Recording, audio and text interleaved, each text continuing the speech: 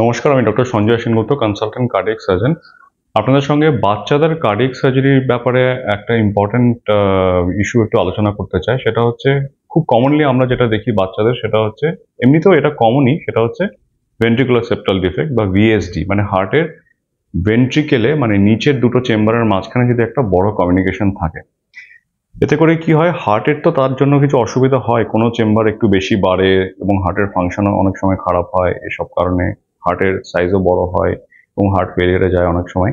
কিন্তু মেইন যেটা সমস্যা হয়, এই যে বড় একটা ছিদ্র আছে হার্টের ভেতরে, তার ফলে কিন্তু লেফট থেকে রাইটে অনেকটা ব্লাড চলে আসে প্রত্যেকটা বিটে, এবং সেই ব্লাডটা কিন্তু লাংসের দিকে ধাবিত হয়।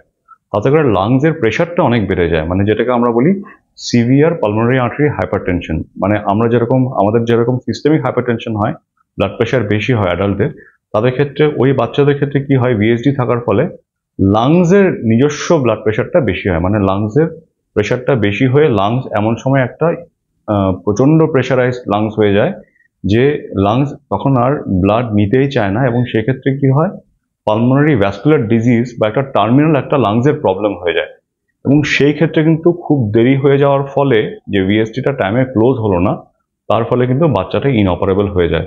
এবং সেই ক্ষেত্রে শুধু কার্ডিয়াক সার্জারি দিয়ে তো হবেই না, ইনঅপারেবল হয়ে গেল, সেই ক্ষেত্রে তাকে বাঁচাতে গেলে অজ্ঞতা, লাং এবং হার্ট দুটোই ট্রান্সপ্লান্ট করতে হবে, যেটা কিনা আমাদের মতো ভারতবর্ষের মতো দেশে খুবই কঠিন একটা পরিস্থিতি। তো এই পরিস্থিতি যাতে না হয়, তার জন্য আমাদের কিন্তু খুব তাড়াতাড়ি ডায়াগনোসিস করতে হবে, এবং অন্তত 3 থেকে 4 মাস বা 5 মাসের মধ্যে বাচ্চার বডি ওয়েট যেমনই থাক, অনেকে বডি ওয়েট কম বলে অনেকে অপারেশন করতে চান না বা করাতে চান না, সেটা যেন না হয়।